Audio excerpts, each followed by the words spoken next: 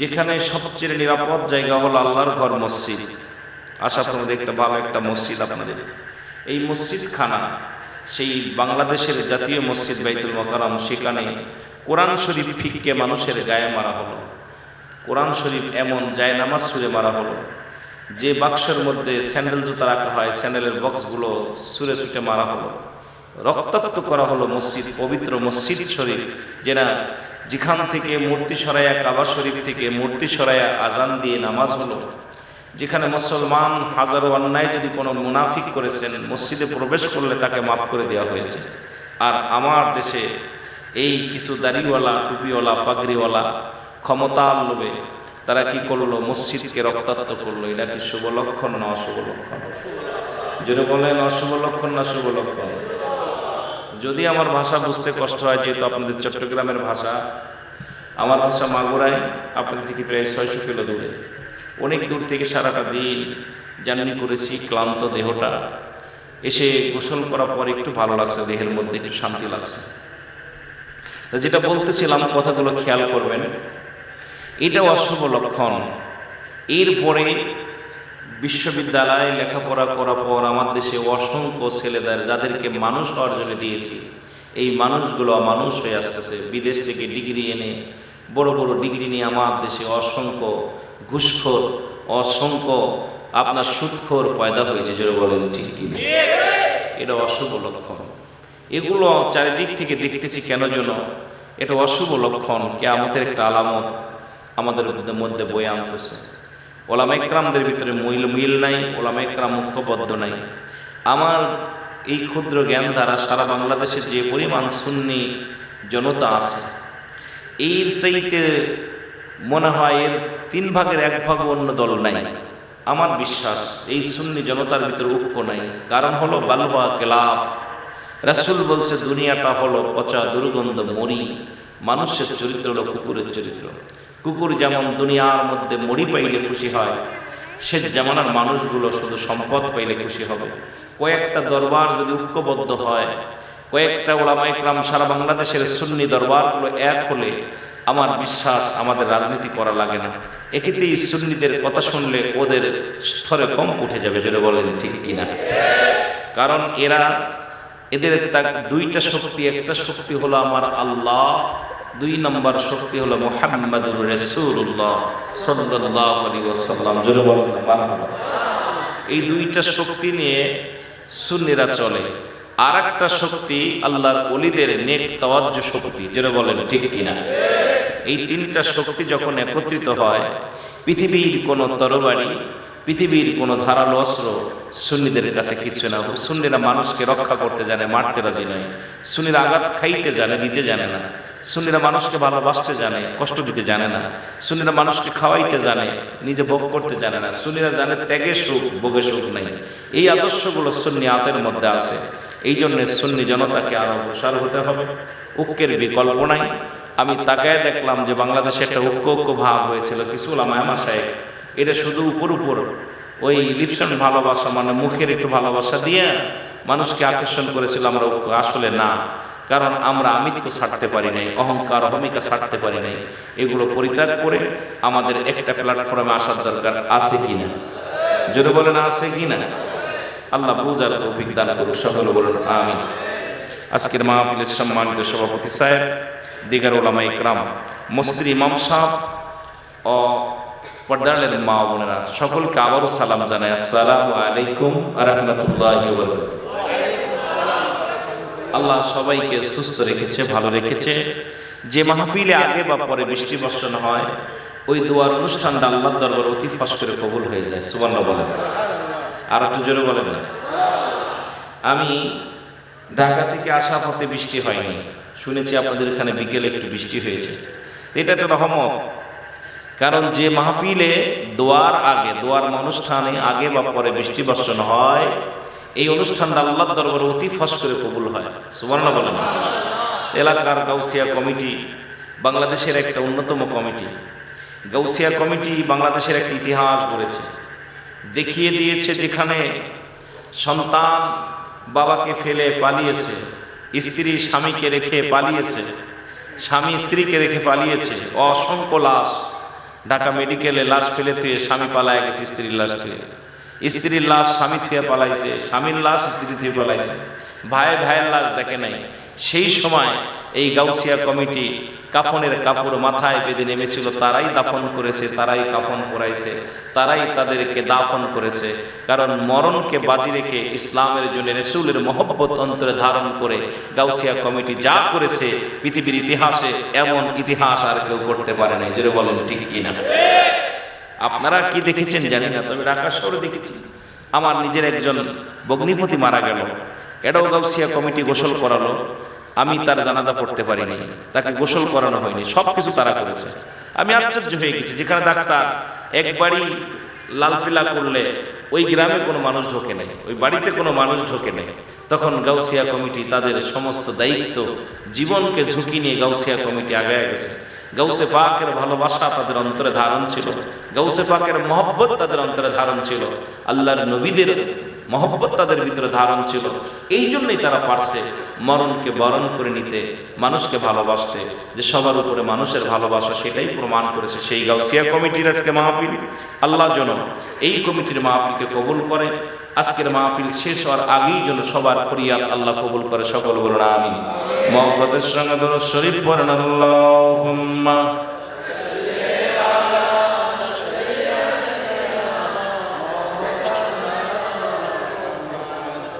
ওয়ানায়ামি।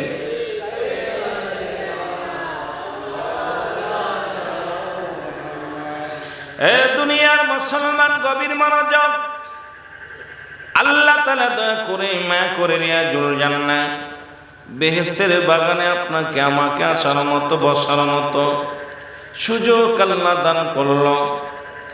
আল্লাহর দরবারে উচ্চ কণ্ঠ আওয়াজ দিয়ে চিল্লায় বলেন আলহামদুলিল্লাহ। এ সময় কত মানুষ জেলখানায়, কত মানুষ হাসপাতালে, কত মানুষ মৃত্যু শয্যায় সজ্জিত। আমার আল্লাহ তাআলা সুন্দর পরিবেশে, সুন্দর মনোরম পরিবেশে রিয়াজুল জান্নাহ বেহেশতের বাগানে আসার মতো বসার মতো সুযোগ দান করলো। এই মাওলার দরবারে শুকরিয়া আদায় করে শেষ করা সম্ভব নয়। জোরে জোরে চিল্লায় বলেন ঠিক কিনা?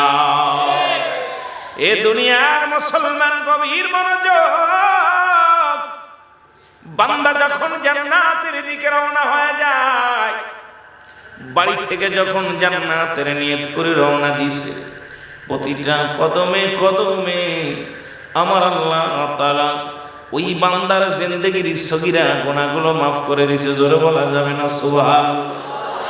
আর একটু জোরে বলা যাবে না? মুসলমান বাড়ি থেকে নিয়ত করেছেন মাহফিলে যাব, রিয়াজুল জান্নাহ বেহেশতের বাগানে যাব, নিয়ত করে বাইর হওয়ার সঙ্গে সঙ্গে আমার আল্লাহ তাআলা বান্দার প্রতিটা কদমে কদমে সগীরা গুনাহগুলো মাফ করে দিয়েছে। আমরা শুধু সগীরা গুনাহ করি নাই, পদে পদে করেছি কবিরা গুনাহ, নামাজ ছেড়ে দেয়া কবিরা গুনাহ, মিথ্যা বলা কবিরা গুনাহ, বেগানা মহিলার সঙ্গে দেখা দেয়া কবিরা গুনাহ, বেগানা পুরুষের সঙ্গে দেখা দেয়া কবিরা গুনাহ। কত ওয়াজ করলাম, নিজেই পালন করি না। এ মুসলমান, এই জন্য সমাজ পরিবর্তন হয় না। হাজারো গুনাহ করলাম, মিথ্যা বলা কবিরা গুনাহ, এই সমস্ত গুনাহ মাফের দরকার আছে কি না? আল্লামা কুতুবী রাহমাতুল্লাহ বায়ান করে, দুনিয়ার মানুষ শোনো, যখন কোন বান্দা রিয়াজুল জান্নাহ বেহেশতের বাগানের সংবাদ শুনতে পাও, ওই জান্নাত খানা আঁকড়ে ধরিয়া ও বান্দা শুনে নাও, কবরের ভয়ে, জাহান্নামের ভয়ে, মরণের ভয়ে বান্দা যখন খাস তওবা করে, আমার আল্লাহ তাআলার দরবারে যখন চোখের পানি ছেড়ে বান্দা খাসনো সুয়া তওবা করে, মুসলমান শুনে নাও, আমার আল্লাহ তাআলা ওই বান্দার জিন্দেগির সব গুনাহ মাফ করে দেয়। জোরে বলা যাবে না সুবহানাল্লাহ? সগীরা গুনাহ মাফ হলো জান্নাতের বাগানে আসার নিয়ত করে রওনা দেওয়ার কারণে। যত কদম ফেলবেন প্রতিটা কদমে কদমে সগীরা গুনাহ মাফ। এখন সগীরা গুনাহ তো খালি করি নাই, কবিরা গুনাহ করছি, কত গুনাহ করেছি। আল্লামা কুতুবী রাহমাতুল্লাহ বায়ান করে, বান্দা শোনো, আল্লাহর বান্দা শুনে নাও, তোমরা যারা কবিরা গুনাহ করেছো, তোমরা ওই জান্নাতের বাগান আঁকড়ে ধরো, ওখানে যাইয়া ওয়াজ নসিহত শেষ করে খাস তওবা করো, কারণ কিয়ামত পর্যন্ত আর নবী আইব না, কিয়ামত পর্যন্ত আর কোন নবী আইব না, কিয়ামত পর্যন্ত তওবার দরজা খোলা থাকবে। এই খাস তওবা করে বান্দা যখন আল্লাহ বলে ডাক দেয়, আল্লাহ তাআলা বান্দার জিন্দেগীর সব কবিরা গুনাহ মাফ করে দেয়। তাহলে জান্নাতের বাগানে আসলে লাভ না লস? জোরে বলেন, লাভ না লস? কিছু মানুষ বলতেছে লাভ, পিছনের মানুষগুলো জান্নাতের বাগানে আসা লাভ না লস? লাভ জায়গা অনেকেই লস করেছে। চিন্তা করে যদি এই বছরে ব্যবসা হচ্ছে, এই জিনিসটা কিনলে 2 মাস বা 1 মাস পরে বিক্রি করলে আমি কেজি প্রতি 10 টাকা লাভ হইব, এটার প্রতি মানুষ ঝুঁকে পড়ে। কি ভাই, ঝুঁকে পড়ে না? তো এই জান্নাতের বাগানে যত যাবেন ততই লাভ। এই দেখিয়া চট্টগ্রামের জমিন অলি গলিতে মাহফিল হয়, যত মাহফিল হবে আর যত মাহফিলে প্রবেশ করতে পারবো ততই লাভ। জোরে বলেন ঠিক কিনা? এই দুনিয়ার মানুষ শোনা না, মানুষের মৃত্যু হয় 2টা টাইমে, একটা হলো রাতের বেলা, একটা হলো দিনের বেলা। 2টা টাইম মানুষের মরণ হয়, একটা হলো রাতের বেলা, একটা হলো দিনের বেলা।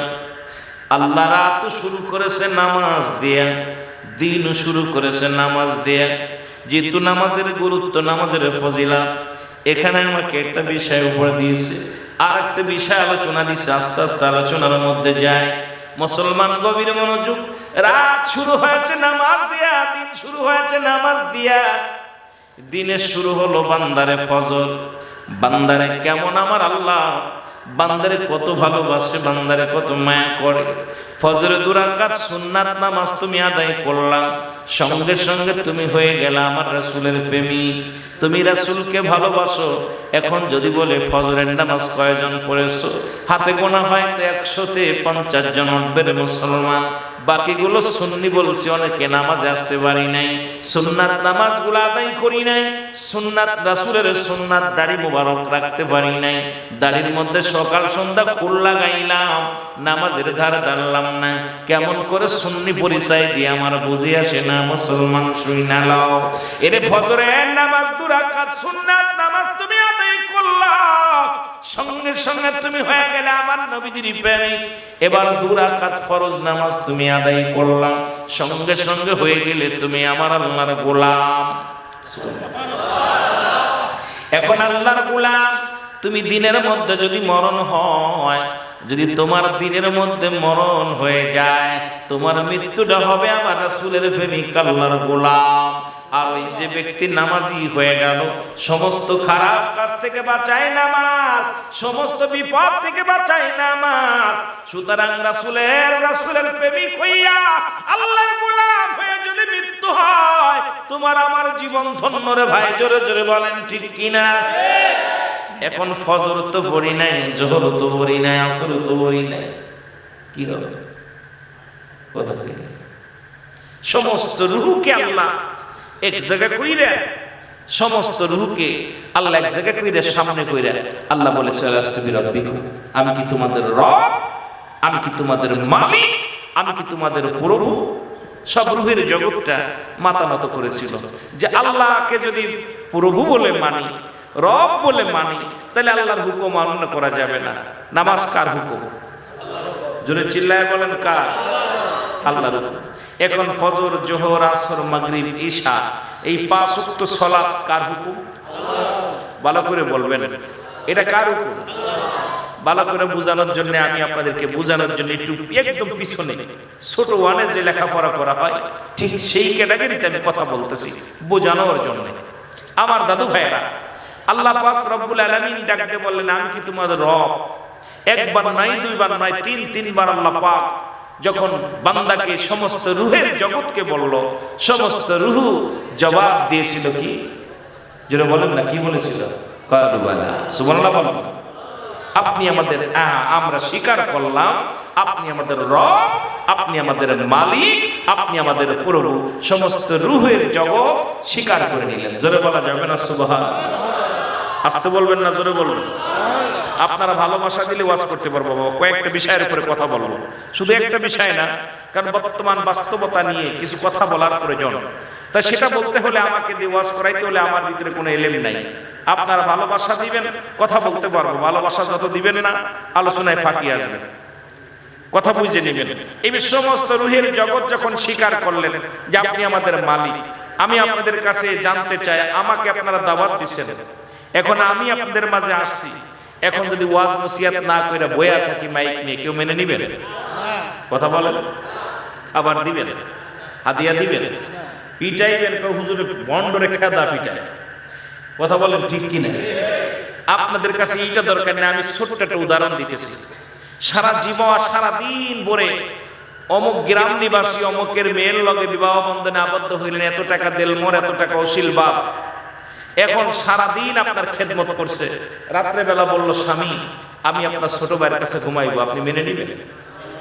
কথা বলেন, কথা বোঝো না? আমার ছোট ভাইয়ের কাছে ঘুমাইবো, কোন পাগলও মানবে না। বউড়ার একজনের কাছে ঘুমাইবো, কোন পাগলে মানবো?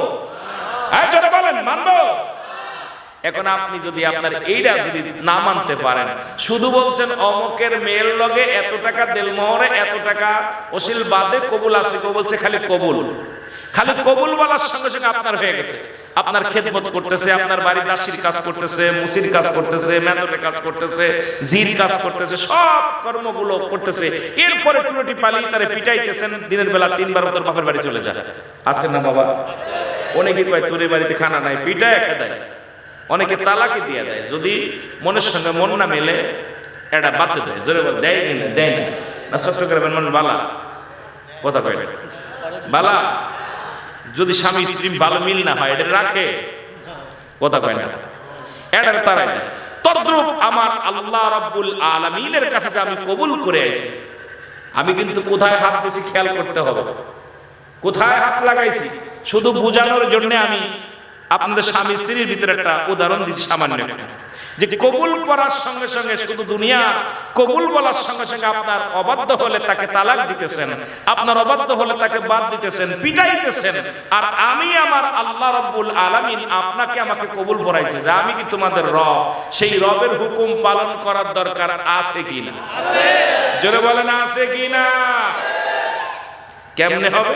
লা, কখনো, ইল্লা ব্যতীত, হুজুর মানে হাজির নাজির, কল মানে আত্মা, সালাত মানে নামাজ। নামাজ ওই আল্লাহকে হাজির নাজির করে। এখন নামাজ পড়তেছে, মিথ্যা কথা বলে, নামাজ পড়ে জুয়া খেলে, নামাজ পড়ে মদ খায়, নামাজ পড়ে ঘুষ খায়, নামাজ পড়ে সুদ খায়, নামাজ পড়ে জিনা ব্যভিচার করে, তার মানে নামাজ তার হচ্ছে না। লা সালাতা ইল্লা বিহুজুরিল কল, নামাজ হবে না হুজুরের দিল ব্যতীত। হুজুর মানে হাজির নাজির, আল্লাহকে যে ব্যক্তি হাজির নাজির করে নামাজ পড়তে পারবে না, ওই নামাজ তারা কোনো খারাপ কাজ থেকে বাঁচাইতে পারবে না। জোরে বলেন ঠিক কিনা? কথা গুরুত্ব বুঝে নিয়ে, নামাজের গুরুত্ব এবং ফজিলত দুইটা বিষয় আছে। আপনাদেরকে এত বোঝানো সম্ভব অল্প কথায় বুঝাই দিতে হবে যেটুকু, তারপরে আমি আলোচনায় যাব। সালাত যতবার 82 বার তাগিদ দিছে, সালাত সালাত সালাত। এই যে নামাজ, কোরআনের ভিতরে নামাজের জন্য বলছে, নামাজ নামাজ সালাত কায়েম করো, যাকাত প্রতিষ্ঠিত করো। এই নামাজের কথা কোরআন শরীফে কত 80 থেকে 82 বার তাগিদ দিছে নামাজের জন্য। তাহলে আপনি আমি ফজর পড়লাম না, আমার আল্লাহ 1 তালাক দিব, জোহর পড়েন নাই 2 তালাক, আসর পড়েন নাই 3 তালাক, মাগরিব পড়েন নাই 22 তালাক, ঈশা পড়েন নাই একবারই তালাক। জোরে বলেন ঠিক কিনা? রাখবো নি? কথা বলেননি?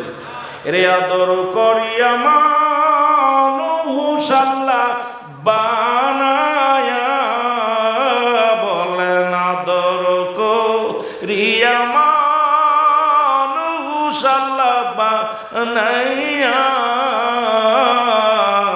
কেমনে দিবা জাহান্নামে ফেলিয়া, বলেন কেমনে দিবা জাহান্নামে।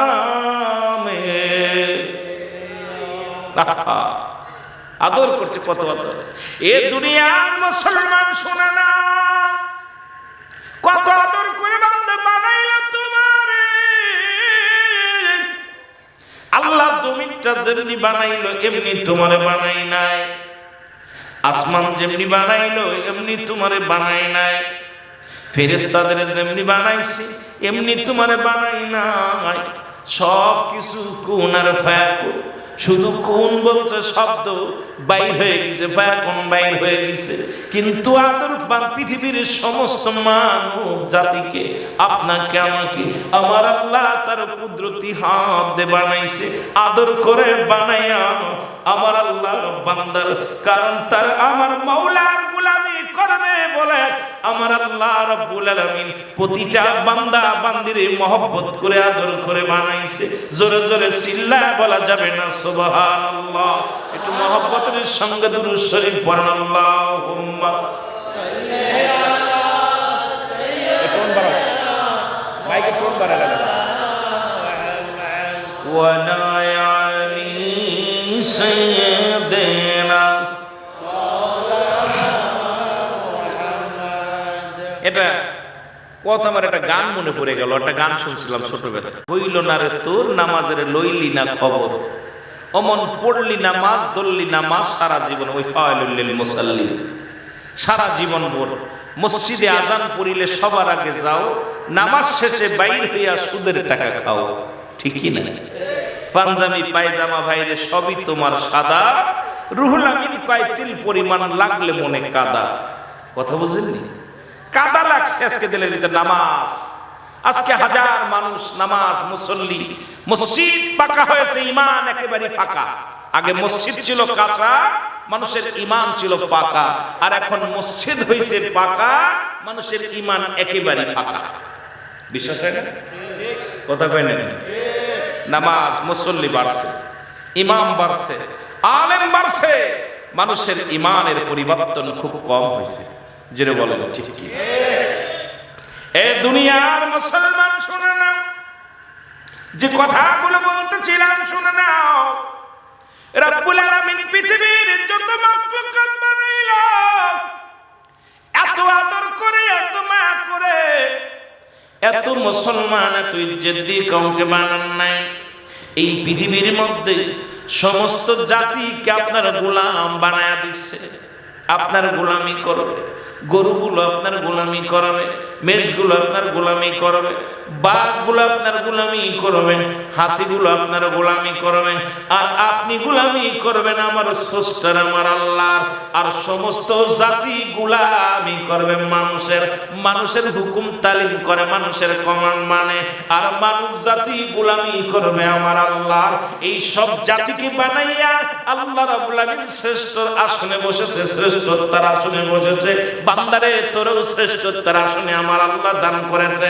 যত মাখলুকাত একজন হলো স্রষ্টা, তুমি হলে সৃষ্টি, সৃষ্টি জগতের শ্রেষ্ঠতার আসনে বান্দা তোমারে বানাইছে।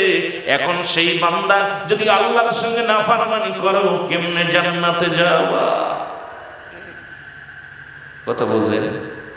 যত মাখলুকাত পৃথিবীর মধ্যে পাঠিয়েছে, সমস্ত মাখলুকাতের শ্রেষ্ঠতার আসনে মানব জাতিকে আল্লাহ দান করেছে।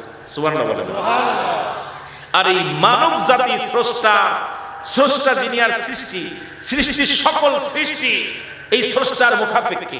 সবাই স্রষ্টা মুখাপেক্ষী। কথা বোঝেন না? স্রষ্টা মুখাপেক্ষী। কারণ আল্লাহ খাওয়ায়, আল্লাহ পড়ায়, আল্লাহ সবকিছু করে, সমস্ত মাখলুকাত মানে। আর এটা বোঝানোর জন্য আল্লাহ রাব্বুল মানব জাতিকে সৃষ্টি করছে। এটা বোঝায় দাও যে আমি সবকিছুর ঊর্ধ্বে, আমি সবকিছুর মালিক। সুবহানাল্লাহ বলেন। আরো জোরে, আরো জোরে।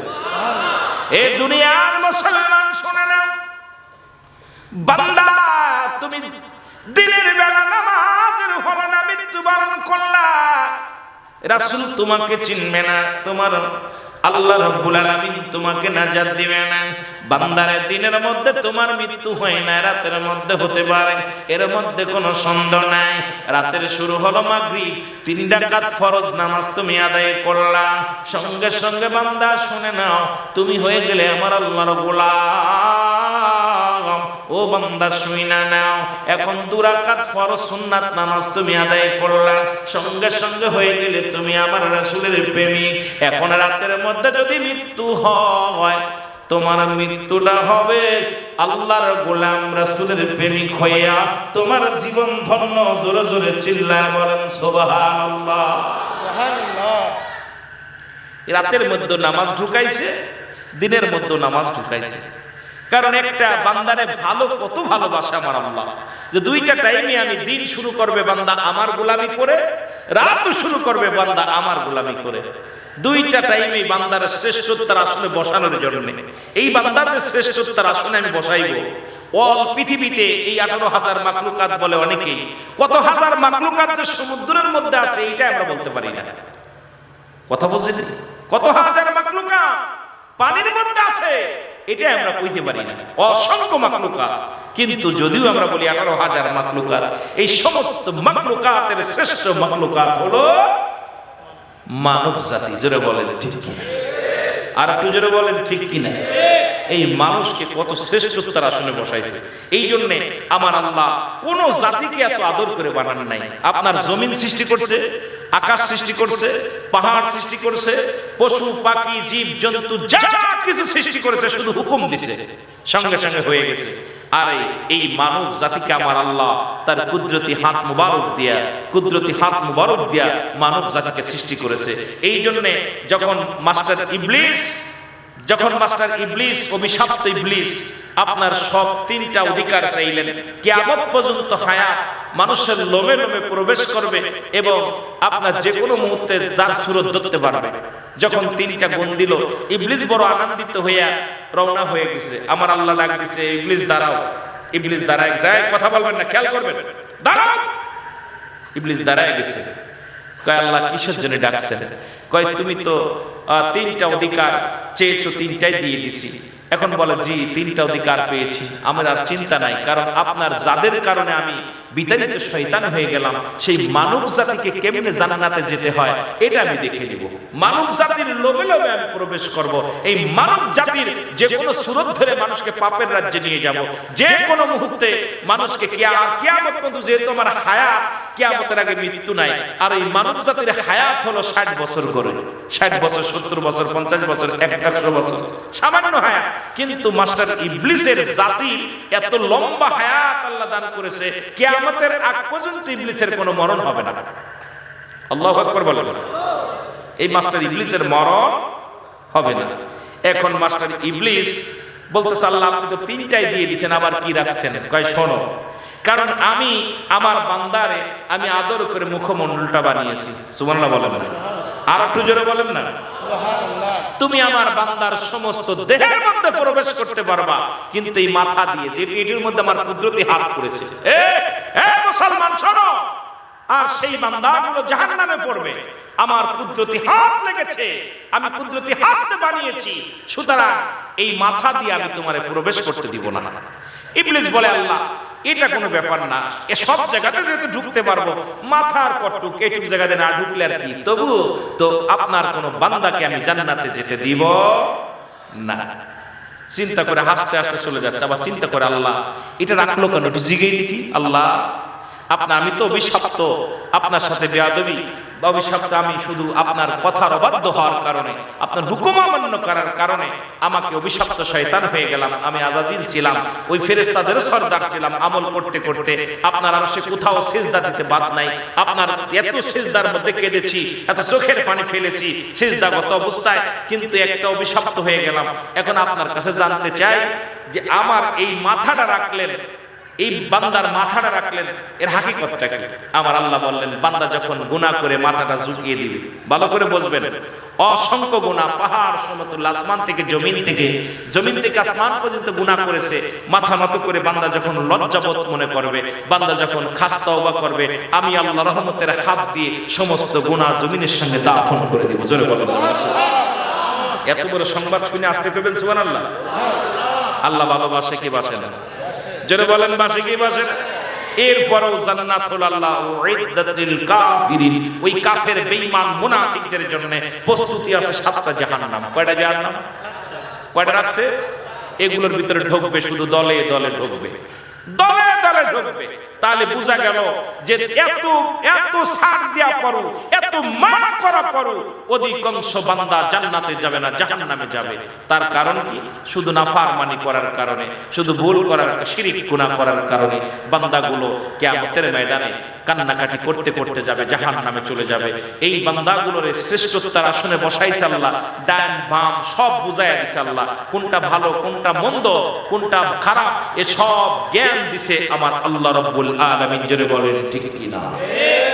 আমার ভাইরা, আমার বন্ধুরা, আমার গভীর মনোযোগ, যে কথা বলতেছিলাম, এখন যদি আপনার রাতের মধ্যে মৃত্যু হয়ে যায়, মৃত্যুটা হবে আপনার ইমানি হালাতে, এই মৃত্যুটা হবে আমার রাসূলের প্রেমিক, আমার আল্লাহর গোলাম হিসেবে আপনার মৃত্যু হবে। আপনার জন্য নির্ধারিত হয়ে যাবে জান্নাত, কারণ আল্লাহর কোন গোলাম, আমার রাসূলের কোন প্রেমিক জাহান্নামে যাইতে পারে না। জোরে বলেন ঠিক কি না? আর একটু জোরে জোরে চিল্লায়া বলা যাবে না আল্লাহু আকবার। একটু মহব্বতের সঙ্গে দুরূদ শরীফ পড়েন, আল্লাহুম্মা সাল্লি আলা সাইয়্যিদিনা মাওলানা মুহাম্মদ ওয়া আলা আলি সাইয়্যিদিনা মাওলানা মুহাম্মদ। এ ভাইরা, আমার বন্ধুরা, আমার নবীজি বললেন যে ব্যক্তি 5 ওয়াক্ত সালাত ফজিলত গুরুত্ব দুইটার দিকে খেয়াল করবেন। ও মুসলমান, 5 ওয়াক্ত নামাজ জামাতের সঙ্গে আদায় করতে পারবে, ওক্তের মতো আদায় করতে পারবে, আমি নবী তার হাত ধরে জান্নাতে নিয়ে যাব। কে কে রাসূলুল্লাহর সঙ্গে জান্নাতে যেতে চান? একটু হাত দুখানা দেখা। নারে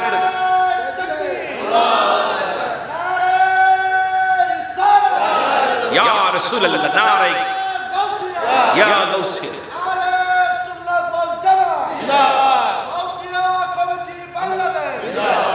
মারহাবা মারহাবা। রাসূল বললেন, সাহাবীরা বলে, হুজুর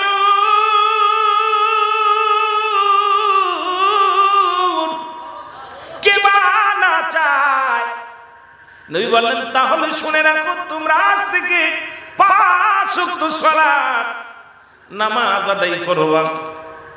নবীজির সবচেয়ে গরীব এক সাহাবী, নামাজের গুরুত্ব একটু শোনেন মুসলমান। সবচাইতে একজন গরীব সাহাবী, নাম হলো আব্দুল্লাহ আনসারী। নাম কি? জোরে বলেন, নাম কি? আব্দুল্লাহ আনসারী। এত গরীব চট্টগ্রামের জমিনে আমার মনে হয় নাই। এই চট্টগ্রাম বোয়ালখালীর জমিনে এত গরীব মানুষ আর কেউ নাই রে। আব্দুল্লাহ আনসারী রাসূলুল্লাহর পিছে নামাজ আদায় করে বাড়ি গেলেন। বিবি ডাক দিয়ে বলে, স্বামী এত দেরি হলো কেন? আপনার নামাজ শেষ করে আসতে এত দেরি হলো কেন? বলে, বিবি রে, আমার নবী ওয়াজ করছে, ওয়াজ শুনতে যা দেরি হয়েছে। কি কি ওয়াজ করছে একটু বলেন। কেমন বিবি? আমাদের বিবিরা জিগেই যে মাওলানা সাহেব কি ওয়াজ করছে একটু বলেন। আমাদের বিবিগুলো গেলে বলে, কি তাবারকাংশ আগে বলো, কোথায় গেলে এত রাত হলো কেন? বক্তা কি সময় পায় না সারা রাত ধরে আলোচনা করলো? আপনার আমার বিবিগুলোর মতো তাদের বিবি নাই। আব্দুল্লাহ আনসারীর বিবি ডাকতে বলে, স্বামী রে, রাসূলুল্লাহ কি ওয়াজ করছে আমার আগে শোনান, কারণ রাসূলের কথাগুলো শোনার জন্য মন আনসান করে। আমার রাসূলের কথা শুনলে আমার প্রাণ ঠান্ডা হয়ে যায়। আমার নবী কি ওয়াজ করছে আগে বলো। ডাকতে বলে, বিবি রে, আমার নবী ওয়াজ করছে, কোন ব্যক্তি যদি 5 ওয়াক্ত নামাজ, 5 ওয়াক্ত সালাত সময় মতো ওক্তে মতো আদায় করতে পারে, আল্লাহর নবী তার হাত ধরে জান্নাতে নিয়ে যাবে। সুবহানাল্লাহ। বিবি ডাকতে বলে, স্বামী রে, আমি আপনার কাছে একটা দাবি, জীবনে কোনোদিন কাপড়ের দাবি করো না, জীবনে কোনোদিন আপনার কাছে কোনো টাকা চাবো না, জীবনে কোনোদিন সম্পদ চাই না, জীবনে কোনোদিন একটু ভালো খাবার চাই না, আপনার কাছে একটু দাবি করব, আমিও আমাকে একটু সুযোগ দিবেন, আমিও যেন 5 ওয়াক্ত সালাত। আমার মা বোনেরা যারা আজকে আলোচনা শোনো, খেয়াল করো মা, ও মা, খেয়াল করে শোনো। ডাকতে বলে নবীর সাহাবীরে, ডাকতে বলে বিবি, বিবি ডাকতে বলে, স্বামী রে, আপনার কাছে একটু দাবি করি, আমি জীবনে আমি কিচ্ছু চাই না, শুধু আমাকে একটু সুযোগ দিবেন, আমিও যেন 5 ওয়াক্ত নামাজ সময় মতো ওক্ত মতো আদায় করতে পারি। জোরে জোরে চিল্লায় বলেন মারহাবা। বিবি দাবি করছে, আপনার আমার বউ দাবি করে চট্টগ্রাম থেকে বড় মাছ নিয়ে আসবা। চট্টগ্রামে চাকরি করেন, আসার সময় কয় স্বামী রে আসার সময় মজা নিয়ে আসবা। চট্টগ্রামে চাকরি করেন, বিবি ডাক দিয়ে কয় স্বামী রে এ মাসে বেতন পাইলে দামি একটা পোশাক নিয়ে আসবা। আমাদের বিবির দরকার ছিল রে স্বামী, আপনার কাছে দাবি করি একটা বোরকা নিয়ে আসবেন, একটা জায় নামাজ নিয়ে আসবেন, আর আমি যেন 5 ওয়াক্ত নামাজ পড়তে পারি একটু জিপার বই আনবেন, একটা নামাজ শিক্ষার বই আনবেন, আমি যেন পইরা মুখস্থ করে নামাজটা আদায় করতে পারি। আরে আমার মা বোনেরা শোন, একটু দিলের কান্ডা লাগা শোন। আব্দুল্লাহ আনসারী নামাজে আসে, নবীজি খেয়াল করে রে সালাম ফিরা, আসসালামু আলাইকুম ওয়া রাহমাতুল্লাহ, আসসালামু আলাইকুম ওয়া রাহমাতুল্লাহ। নবী সালাম ফিরায়া দেখে রে আব্দুল্লাহ আনসারী মসজিদের মধ্যে নাই। নবী বলে আমার সাহাবীরা রে, আমি আজ কটা দিন লক্ষ্য করি আমার আনসারীরে দেখতে পাই না, আমার আনসারী কোথায়, আমার আনসারী তারা তো দেখতে পাই না। সাহাবীরা বলে ইয়া রাসূলুল্লাহ, ইয়া হাবিবাল্লাহ, নবী গো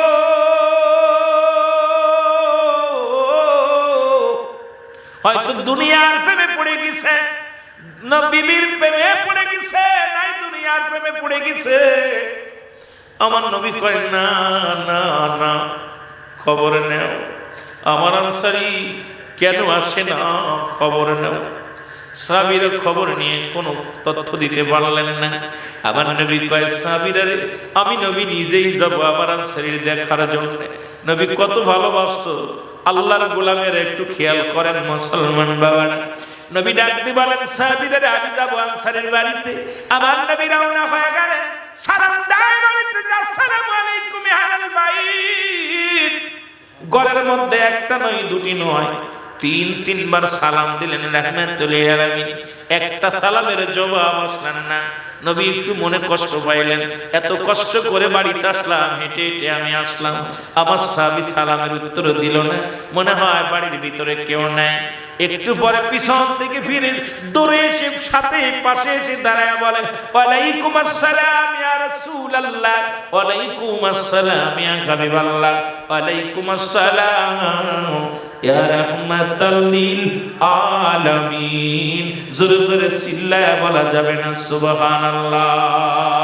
এর নবী আমার জান বলেন, নবী আমার প্রাণ বলেন, নবী আমার জান, নবী আমার এর নূর নবীজির প্রেমে আমি দিয়া দিব জান, নবী আমার জান বলো, নবী আমার প্রাণ বলেন, নবী আমার জান, নবী আমার প্রাণ। আমি যেদিকে ফিরায়া কি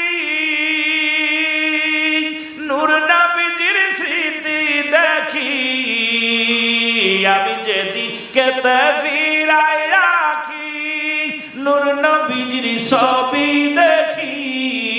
আর নবী বিনে এই গোলামের, নবী বিনে এই গোলামের বাঁচা বড় দায়, নবী বিনে এই গোলামের, নবী বিনে এই গোলামের বাঁচা বড় দায়। নবী আমার জান বলেন, নবী আমার প্রাণ বলেন, নবী আমার জান, নবী আমার প্রাণ। কোথায় আমার মায়ার নবী, দেখেন সায়া মাহফিলের ছবি। আরে কোথায় আমার মায়া নবী, দেখেন ছায়া মাহফিলের ছবি। আরে আশিকানে পাগল আমরা, আশিকানে পাগল আমরা, যাব মদিনায়। নবী আমার জান বলেন, নবী আমার প্রাণ বলেন, নবী আমার জান, নবী আমার প্রাণ। এরে আশিকানে কেঁদে বলে, আশিকানে কেঁদে বলে, যাব মদিনায়। বলো আশিকানে কেঁদে বলে, আশিকানে কেঁদে বলে, যাব মদিনায়। নবী আমার জান বলো, নবী আমার প্রাণ বলো, নবী আমার জান, নবী আমার প্রাণ। ওরে নবীর প্রেমে এই গোলামে, নবীর প্রেমে এই গোলামে দিব রে ভাই প্রাণ বলো, নবীর প্রেমে এই গোলামে নবীর প্রেমে দিব রে ভাই প্রাণ, নবী আমার জান বলো নবী আমার প্রাণ, বলেন নবী এ দুনিয়ার মুসলমান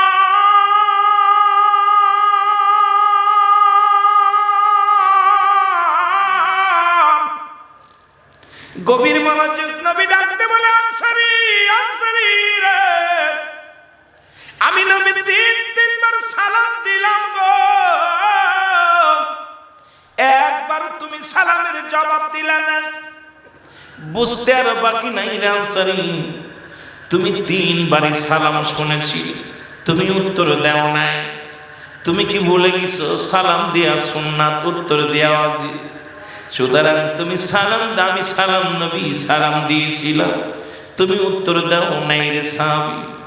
আর তুমি ভিতরে ছিলা, যেহেতু তিনবার উত্তর দিলা, আমি নবী তিনবারই সালাম দিয়েছিলাম, তার মানে তুমি তিনবারই শুনেছিলে, আমার সালামের উত্তর দাও নাই। নবী বলার সঙ্গে সঙ্গে আনসারী বলে নবী গো, আমি কেন সালামের জবাব দিই নাই? মায়ের নবী, আমি কেন সালামের জবাব দিই নাই? কেন জবাব আমি দিতে পারবো না? যদি দয়া করে একটু আমার বাসায় আবার যাইতেন, বাড়িতে যাইতেন, ইয়া রাসূলুল্লাহ ইয়া হাবিবাল্লাহ, আমি সালামের জবাব কেন দিই নাই এটা আমি বুঝাইতে পারবো। আমার নবী কয় চলো রে চলো যাই, আনসারী চলো। আল্লাহ নবী রওনা হয়ে গেলেন, এইবার আনসারীর বাড়িতে গেলেন, যাই আনসারী দরজা খুলে দিলেন, দরজা খুলে দেওয়ার পরে নবী বিশাল একটা গর্ত দেখতে পাইলেন ঘরের ভিতরে। আল্লাহ নবী ডাকতে বলে আনসারী রে, তোর ঘরের ভিতরে কেন এত বড় গর্ত? আনসারী বলে ইয়া রাসূলুল্লাহ ইয়া হাবিবাল্লাহ, আপনি যখন আমারে সালাম দিয়েছিলেন আমি এই জন্য সালামের জবাব দিতে পারি নাই। আমি নবী গো, মায়ার নবী গো, আমি তখন উলঙ্গ অবস্থায় ওই গর্তের মধ্যে বসা ছিলাম। ইয়া রাসূলুল্লাহ ইয়া হাবিবাল্লাহ, আমার নবী এটা ডাকতে বলে আনসারী তুমি কি শুনাইলা গো? তুমি কেন উলঙ্গ অবস্থায় ছিলা? বলে ইয়া রাসূলুল্লাহ ইয়া হাবিবাল্লাহ, গত কয়েকদিন আগে আপনি যখন মসজিদের মধ্যে আলোচনা করেছিলেন নামাজের গুরুত্ব নিয়ে, নামাজের বিষয় নিয়ে, আপনি বলেছিলেন যে ব্যক্তি 5 ওয়াক্ত নামাজ সালাত সময় মতো আদায় করতে পারবে, আমি নবী তার হাত ধরে জান্নাতে নিয়ে যাব। ইয়া রাসূলুল্লাহ ইয়া হাবিবাল্লাহ, ও ইয়া রাসূলুল্লাহ ইয়া হাবিবাল্লাহ, নবী গো, ও মায়ার নবী, মায়ার নবী, আমি এই ওয়াজটা বাড়ি এসে কই, এই ওয়াজটা বাড়ি এসে বলি ইয়া রাসূলুল্লাহ ইয়া হাবিবাল্লাহ, আমার বিবি আমার পায়ের মধ্যে পড়ে ডাকতে বলে স্বামী রে, জীবনে বাড়ি চাই না, গাড়ি চাই না, কোনো সম্পদ চাই না, আপনি আমাকে একটু সুযোগ করে দিবেন, আমি যেন 5 ওয়াক্ত সালাত জামা নামাজটা আদায় করতে পারি সময় মতো। নবী গো, এই কারণে যখন নবী গো কি বলবো আপনার কাছে ইয়া রাসূলুল্লাহ ইয়া হাবিবাল্লাহ, আমাদের স্বামী স্ত্রী মিলা মাত্র একখানা কাপড়, যখন আযান পড়ে যায় আমার বিবি উলঙ্গ হয়ে গর্তের মধ্যে বয়া থাকে, আবার যখন আমি নামাজ শেষ করে বাড়িতে আসি ইয়া রাসূলুল্লাহ ইয়া হাবিবাল্লাহ, ওই গর্তের মধ্যে ঢুকে যায়, কাপড়খানা খুলে আমার বিবির কাছে দিয়া দিই। যখন আপনি সালাম দিয়েছিলেন তখন আমি উলঙ্গ অবস্থায় গর্তের মধ্যে বয়া ছিলাম, এই কারণে আপনার সালামের জবাব দিতে পারি নাই। আমার বিবি কাপড় পরে নামাজরত অবস্থায় ছিলেন ইয়া রাসূলুল্লাহ ইয়া হাবিবাল্লাহ, এই কারণে আপনার সালামের জবাব দিতে পারি নাই, আমারে আপনি মাফ করে দিবেন। আমার নবী চোখের পানিগুলো দর দর করে ছেড়ে দিয়ে বলে স্বামী রে, আনসারী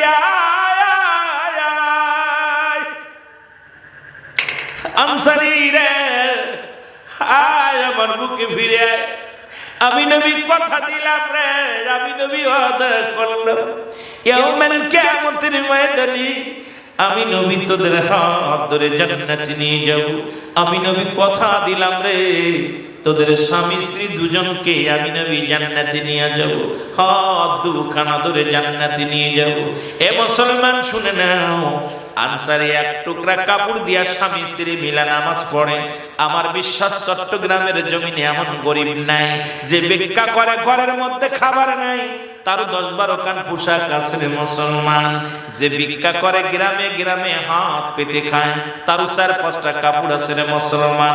তাহলে নামাজের দোহাই নামাজ না পড়ে দোহাই দেওয়ার মতো কোনো ব্যবস্থা নাই। মুসলমান শুনে নাও, শুনে নাও, কারণ নামাজ না পড়লে কোনো ছাড় পাওয়া সম্ভব নয়। কারণ নামাজের গুরুত্ব আমার নবীজি দিয়েছেন, সাহাবীরা দিয়েছেন। এই জন্য মুসলমান শুনে নাও, এই নামাজের গুরুত্ব যে বুঝবে, নামাজের ফজিলাত যে ব্যক্তি বুঝবে, সে কোনোদিন নামাজ ছাড়তে পারে না। তবে নামাজের ভিতর মজা পাইতে হবে। এই নামাজের ভিতরে মজা পাইতে হলে লা কখনো ইল্লা ব্যতীত। হুজুর মানে হাজরে নাজরে, কল মানে আত্মা, সালাত মানে নামাজ। এই নামাজের ভিতরে যখনই আল্লাহ রাব্বুল আলামিনকে আপনি ঢুকাইতে পারবেন, দুনিয়ার সমস্ত পাল্লা জীবনের স্মৃতি ভুলতে পারবেন, দুনিয়ার সমস্ত অন্যায় অপরাধ জগৎ থেকে ফিরে আসতে পারবেন, তখনই আপনি মজা পাবেন। মুসলমান শুনে নাও, তখনই আপনি মজা পাবেন। তখন আর মশায় কামড় দিলে মশা মারা লাগবে না, তখন আপনার ওই মাথায় ব্যথা থাকলে এটা অনুভব করা যাবে না। এখন ডিজিটাল দেশের ডিজিটাল মুসল্লি চেয়ারে বইয়া নামাজ পড়ি আর বলি আল্লাহরে পাইতেছি রুকু সিজদার মধ্যে। মুসলমান শুনে নাও, সিজদার মধ্যে যাইয়া দুনিয়ার জল্পনা কল্পনা, রুকুর মধ্যে যাইয়া দুনিয়ার জল্পনা কল্পনা, শুধু কপালে দাগ ফেলাইলাম, শুধু নামাজের খেলি মসজিদে যাইয়া মুসল্লির সংখ্যা বাড়াইলাম, এখনো আল্লাহ ওয়ালা মুসল্লি হইতে পারি নাই। জোরে জোরে চিল্লায়া বলেন ঠিক কিনা? এই যে নামাজের গুরুত্ব, গরিব মানুষ আব্দুল্লাহ আনসারী নবীর সাহাবী হইয়া এক টুকরা কাপড় পরা স্বামী স্ত্রী নামাজ পড়ছে। আচ্ছা, আমি আপনাদের কাছে জানতে চাই, বলেন যে আপনাদের গ্রামে এমন কোন দরিদ্র মানুষ আছে যার এক টুকরা কাপড় আছে? কথা কয় না? এই পিছনের ভাই আছে? সবার 2-4টা আছে। যদিও 2টা না থাকে, একটা 2টা 3টা মানে একের অধিক আছে। ভালো পোশাকটা গুছায় রাখছে, জামাই বাড়ি যাবে, মেহমান বাড়ি যাবে, কিন্তু আমার আল্লাহ রাব্বুল আলামিনের, আমার আল্লাহ রাব্বুল আলামিনের যে বিধানগুলো আমার রাসূলের কাছে প্রকাশ করেছে, সেই বিধানগুলো পালন করার জন্য রাসূলুল্লাহ তার সাহাবীদেরকে হুকুম দিয়েছে, আদেশ দিয়েছে। সাহাবীরা এইভাবেই পালন করেছে। সুবহানাল্লাহ বলেন, আরো জোরে বলেন সুবহানাল্লাহ। আর নামাজের গুরুত্ব যে নবী কত দিয়েছে তার একটা উদাহরণ, নবীজি সর্বশেষ রাসূলুল্লাহ অসুস্থ হয়ে গেলেন। সুবহানাল্লাহ বলেন না? অসুস্থ হয়ে গেলেন রাসূলুল্লাহ। সেই সোমবারের দিন অসুস্থ হইলেন। পুরো একটা সপ্তাহ রাসূল খুবই অসুস্থ, মাঝে মাঝে সুস্থ হয়, মাঝে মাঝে হুঁশ ফিরে পায়, আবার মাঝে মাঝে অসুস্থ হয়ে যায়। রাসূলুল্লাহ সালাত বারবার বলতে লাগলেন। আম্মা জান আয়েশা সিদ্দিকা রাসূলুল্লাহকে মাথার মধ্যে হাত বলে দিলেন। আম্মা জান আয়েশার ঘরে নবীজি বিশ্রাম নিলেন। হঠাৎ করে মাথা উঠায় বলে, আয়েশা রে, নামাজ নামাজ নামাজ। সুবহানাল্লাহ বলেন, সালাত সালাত। এই কথা হয় কেন? ভাল লাগে না? ভাল লাগে বয়া থাক, খেয়াল কর, বালা কথা হল। নামাজের কথা রাসূলুল্লাহ বললেন, জামাতের কথা বললেন। নামাজ তো বললেনই, জামাতের কথা বললেন। আম্মা জান আয়েশা দেখে স্বামী একবার অসুস্থ, আবার সুস্থ হয়। নবীজি বললেন, আয়েশা রে, আজকের নামাজের ইমামতি করবে আমার প্রিয় সাহাবী হযরত আবু বকর সিদ্দিক রাদিয়াল্লাহু তাআলা আনহু। জোরে বলেন না সুবহানাল্লাহ।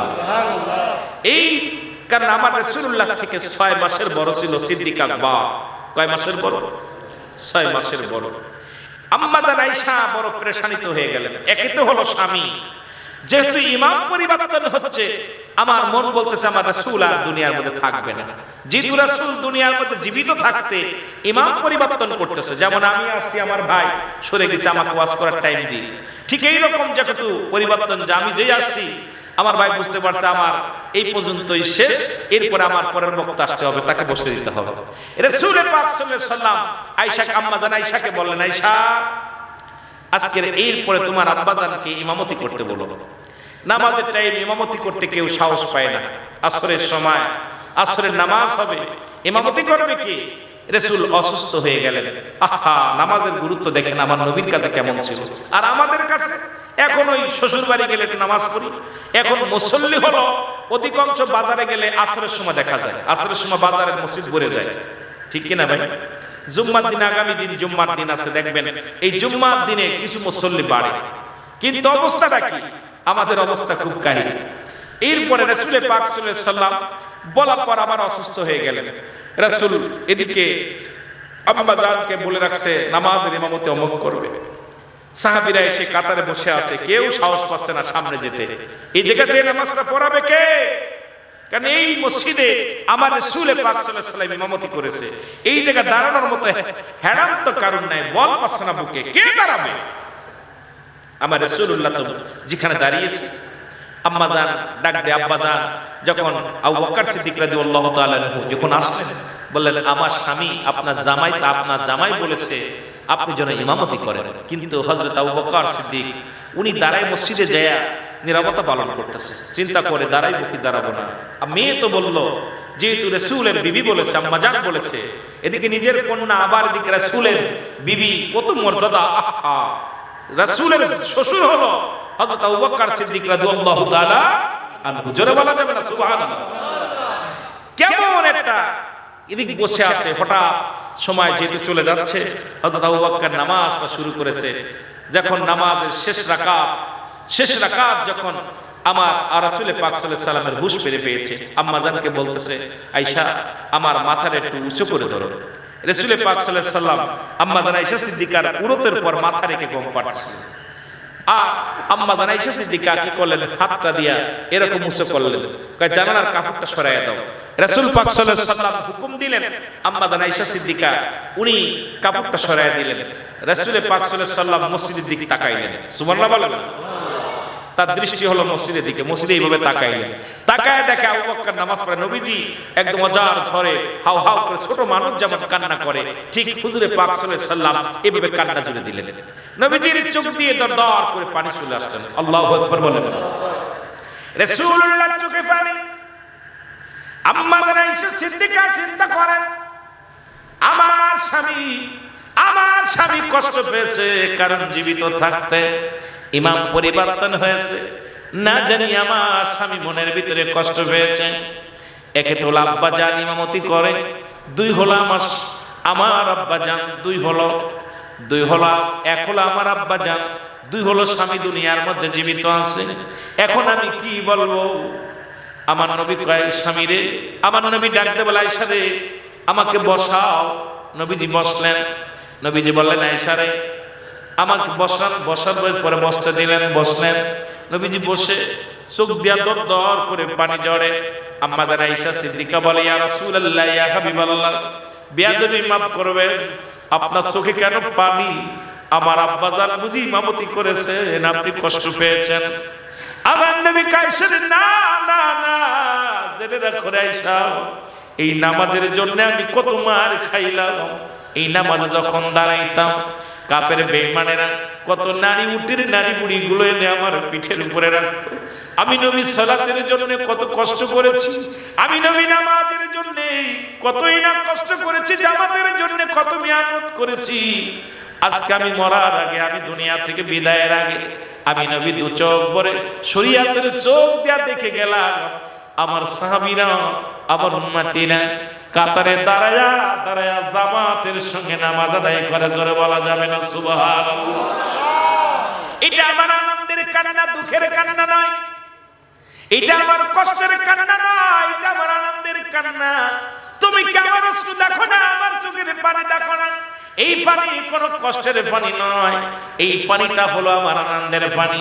আয়েশা রে, আমি আজকে অনেক খুশি হয়েছি, আমি অনেক হ্যাপি হয়েছি, কারণ আমি নবী শেষ বেলায় দেখলাম আমার সাহাবীরা, আমার উম্মতিরা জামাতের সঙ্গে দাঁড়াইয়া দাঁড়াইয়া নামাজ আদায় করে। এর দ্বারা কি প্রমাণ হয় না নামাজের গুরুত্ব? একমাত্র কাফের এবং মুসলমানদের মধ্যে পার্থক্য হলো নামাজ। মুসলমানের নামাজ ছেড়ে ছাড়ে না, কাফেরের নামাজ ছেড়ে দেয়। এখন যদি আমরা অধিকাংশ মুসলমানের ছেলে হয়ে নামাজ যায় না, কেউ আছে সাপ্তাহিক মুসল্লি, কেউ আছে বছরে 2 ওয়াক্ত মুসল্লি। অনেক গ্রামে আছে বছরে 2 ওয়াক্ত নামাজ পড়ে, একটা হলো ঈদুল আযহা, একটা হলো ঈদুল ফিতর, বাকি নামাজ তারা চেনে না। আবার কেউ আছে সব মুসলমান মাসে 4 ওয়াক্ত নামাজ পড়ে, সেটা জুম্মা পড়ে, 4টা জুম্মা আদায় করে। আবার কেউ আছে শুধু আসরের ওয়াক্ত মুসল্লি, আবার কেউ আছে মুসলমান ফজরের ওয়াক্ত মুসল্লি। সুতরাং আজকে দুনিয়ার মধ্যে থেকে আমরা কেমন করে জিন্দেগি পার করে দিলাম। নামাজে মজা লাগে না, কারণ নামাজে যখন মজা লাগবে কথাটা আমার মনে পড়ে যায় বারবার। হুজুর আকরাম সাল্লাল্লাহু আলাইহি ওয়াসাল্লাম, ও মুসলমান গভীর মনোযোগ, নবীজি একটা ঘরের মধ্যে যুদ্ধের ক্ষেত্রে যুদ্ধ থেকে এসে, যুদ্ধের ময়দান থেকে এসে রাসূলুল্লাহ উনি কি করলেন, একটা ঘরের মধ্যে বিশ্রাম নিলেন। সাহাবীদেরকে বললেন, সাহাবীরা রে তোমরা একটু অপেক্ষা করো, আমি নবী একটু নামাজ আদায় করে নি। কারণ নামাজে পড়তেছি। রাসূলুল্লাহ ভিতরে যায় নামাজে দাঁড়ায় গেলেন। হুজুর এমন এমন রাত পার হয়ে যেত, 2 রাকাত নামাজ আদায় করতে যাই, ঘন্টার পর ঘন্টা দাঁড়ায় দাঁড়ায় তেলাওয়াত করতেন, কোরআন তেলাওয়াত করতেন। নামাজের মধ্যে রুকুর মধ্যে যায় ঘন্টার পর ঘন্টা কাটিয়ে দিত। ওই নামাজের মধ্যে সিজদায় পড়ে মাওলার দরবারে কথা বলতেন, আমার আল্লাহর সঙ্গে কথা বলতেন। ও মুসল্লি, ও মুসলমান শুনে নাও, শুনে নাও, এখন শুধু রুকু শুধু করো, সিজদা করো। এই রুকু সিজদা পৃথিবীর সবচাইতে বড় চোর হলো নামাজে যিনি চুরি করে। এখন নামাজের মধ্যে রুকুর মধ্যে চুরি করো, সিজদার মধ্যে চুরি করো, সূরা কিরাতের মধ্যে চুরি করো। তোমরা দুনিয়ার সবচেয়ে বড় বাটপার, বড় চোর হলো নামাজি চোর। জোরে জোরে চিল্লায় বলা যাবে না, ঠিক কি না? আমার ভাইরা, আমার বন্ধুরা, আমার যে কথা বলতেছিলাম, শত্রু পক্ষ এই পথ দিয়ে যাইতেছিল, নবীর সাহাবীরা নামাজের মধ্যে দাঁড়ায় গেছে। 4 সাহাবী নামাজি মুসলমান নবীজির ঘর পাহারা দেয়। এক সাহাবী বিশ্রাম নেয়, আর এক সাহাবী নামাজের মধ্যে থাকে, চিন্তা করে শুধু শুধু রাতটা কাটাবো তার দরকার নাই, নামাজের মধ্যে কাটায় দিব, নামাজ পড়বো। নবীর সাহাবী কি করলেন, নামাজে যাইয়া রুকুর মধ্যে যখন গেলেন, মুসলমান শুনে না, নামাজের মধ্যে কাফেররা মনে করছে এটা নিশ্চিত কোনো বট গাছ বা কোনো গাছ, মানুষ মনে করে নাই। দূর থেকে তীর মারছে, আর উরতের এপার ওপার হয়ে গেছে, তীরটা ঢুকে গেছে। সাহাবী সঙ্গে সঙ্গে নামাজ ছেড়ে দিছে, চিন্তা করছে যদি নামাজের ভিতরে আর একটা তীর এসে বুকের মধ্যে লাগে, না জানি আমি মারা যাই। আর আমি যদি মারা যাই, ঘরের ভিতরে রাসূলুল্লাহ আছে, রাসূলের উপর আক্রমণ করবে কাফের বেঈমানেরা। আমার নবী আমার কারণে যদি নবী কষ্ট পায়, কিয়ামতের ময়দানে জবাব দিতে পারবো না। এই কথা ভাবি, মনে ভাবিয়া সঙ্গে সঙ্গে নামাজ ছেড়ে দিছে। আর রাত মজা শেষ হয়ে গেল, এই পুরো তের মধ্যে তীর নিয়া, আর যখন মানুষ টনা দিছে, কাফের বেঈমানরা পালা গেছে। সকালবেলা ফজরের নামাজে রাত দিয়া যখন রাসূলুল্লাহ সাহাবীদেরকে বললেন তোমরা ওযু করো, নামাজের জন্য তৈরি হও, সাহাবী চোখের পানি ছেড়ে রাসূলুল্লাহর সামনে দাঁড়ায় গেলেন। আমার নবী কয় কি হয়েছে? বলে ইয়া রাসূলুল্লাহ, ইয়া হাবিবাল্লাহ, তীর লাগছে। বলে কেমনে লাগলো? ইয়া রাসূলুল্লাহ, রাত্র যখন গভীর হয়ে গেল, আপনি যখন ভিতরে নামাজগত অবস্থায় ছিলেন, আল্লাহর দরবারে সিজদাগত অবস্থায় ছিলেন, ইয়া রাসূলুল্লাহ, ইয়া হাবিবাল্লাহ, আমি চিন্তা করলাম শুধু শুধু রাতটা নষ্ট করব কেন, আমিও নামাজে দাঁড়ায় যাই। ওই নামাজে যখন দাঁড়ায় গিয়েছিলাম, ইয়া রাসূলুল্লাহ, ইয়া হাবিবাল্লাহ, ওই শত্রু পক্ষের মানুষ আসিয়া আমার গায়ের মধ্যে তীর মেরেছে, তীরটা আমার উরুতের মধ্যে লাগিয়ে পার পার হয়ে গেছে। ইয়া রাসূলুল্লাহ, ইয়া হাবিবাল্লাহ, আল্লাহর নবী কয়, এ সাহাবী, তোমার তীর পার পার হয়ে গেছে, তুমি কি কষ্ট ব্যথা পাও না? তুমি কোন বাপ করতে পারো না? সাহাবী বলে, ইয়া রাসূলুল্লাহ, ইয়া হাবিবাল্লাহ, আল্লাহর কসম করে বলি, নামাজের ভিতরে এত মজা পাচ্ছিলাম, নামাজের ভিতরে এত এত মজা পাচ্ছিলাম, এত ভালো লাগতেছিল, যদি তীর তো উরুতের মধ্যে নয়, আমার বুকের মধ্যে তীর যায় যদি পার পার হয়ে যেত, আমি টের পেতাম না। কারণ দুনিয়ার মুখাপেক্ষে আমি ছিলাম না তখন, আমি এমন ভাবে আল্লাহর প্রেমে রুজু হয়ে গেছিলাম, কারণ আমি আমার মাওলার প্রেমে এমন ভাবে আবুডুবু খেয়েছিলাম।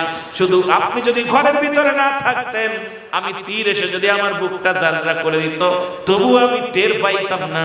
জোরে জোরে চিল্লায় বলা যাবে না সুবহানাল্লাহ।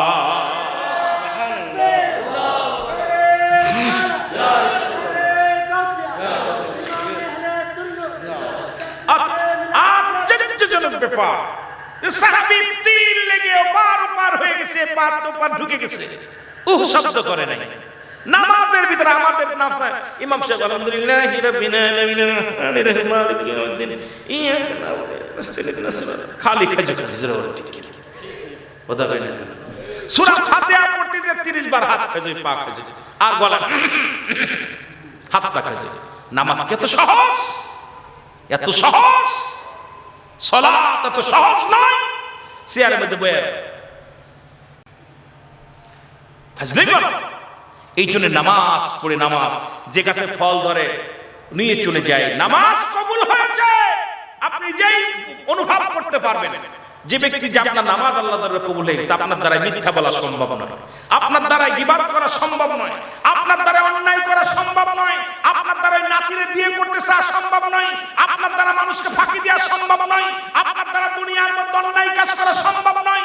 কারণ আপনি নামাজ পড়তেছেন, অন্যায় করতেছেন, নামাজ পড়তেছেন, ব্যভিচার করতেছেন, নামাজ পড়তেছেন, ওজনে কম দিচ্ছেন, নামাজ পড়তেছেন, মানুষের হাকাল ফেলতেছেন, নামাজ পড়তেছেন, ব্যবসায় ভাগাল দিচ্ছেন, নামাজ পড়তেছেন, মিথ্যা বলতেছেন। আপনি নিজের প্রমাণ নিজে, আপনার নামাজ হচ্ছে কথা কয় না। আপনার নামাজ আপনি নিজেই বলতে পারেন আমার নামাজ কবুল হয়েছে, পরের কাছে যাওয়া লাগবে না। আপনার নামাজ যে কবুল হয়েছে, নামাজের গুরুত্ব বুঝতে হবে, নামাজের ফজিলত বুঝতে হবে। যখন আপনি বুঝবেন, যখন কোন দোয়ার অনুষ্ঠানে দোয়া করবেন, যখনই আপনার চোখ দিয়ে পানি এসে যাবে, পশমগুলো খারিয়ে যাবে, অন্তর কাঁদবে, চিন্তা করেন আপনার দোয়া কবুল হয়ে গেছে। তদ্রূপ আপনি যখন নামাজে যখন যাচ্ছেন, নামাজের ভিতরে খুশি খুশির সাথে নামাজ আদায় করতে হবে। এখন নামাজে যাইতেছি শুধু ওই মানুষ চিন্তা, মানুষ দেখবে কি বলবে। আর সূরা কিরাত এখন ডিজিটাল নামাজ। আমার মনে হচ্ছে এমন অবস্থা, আগেতে নামাজ পড়তে গেলে এত তো এখন ডিজিটাল হয়ে গেছে। এখন ওই দেখবেন সূরা ফাতিহা, সূরা ইখলাস, আল্লাহু আকবার, সূরা ইখলাস, সূরা ফাতিহা, আল্লাহু আকবার। কেন এখন এই নামাজের নিয়ে কই নিয়ত নাই। মুসল্লিরা ডিজিটাল করতে করতে এমন একটা পর্যায়ে নিয়ে চলে আসছে, আমাদের দেশের অধিকাংশ আলেম ওলামা এমনি মানুষ নামাজ দেন, এরপরে সুন্নাতের গুরুত্ব নাই। আমার এলাকায় দেখি ওই জুম্মার দিনে নামাজ পড়ার পরই মানুষ মারা দৌড়ে, যেরকম ঠিক ঠিক নামাজ হয় কেন? এই সুন্নাতের গুরুত্বই নেই, অথচ নবীর জন্য পাগল। ফরজের গুরুত্বই নেই, সব পাগল। এগুলো খুব কষ্টকর আমার বাবারা। এই জন্য নামাজ পড়তে হবে খুশি খুশির সাথে, নামাজ পড়তে হবে একদম আল্লাহকে হাজির নাজির করে, আল্লাহকে হাজির নাজির করে যে আল্লাহ আমাকে দেখতেছেন।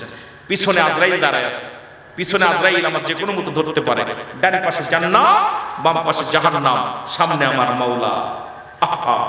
এই খেয়াল যদি আপনার ভিতরে এসে যায়, তাহলে আপনার ওই নামাজের ভিতরে ফাঁকি দেওয়া চলবে না।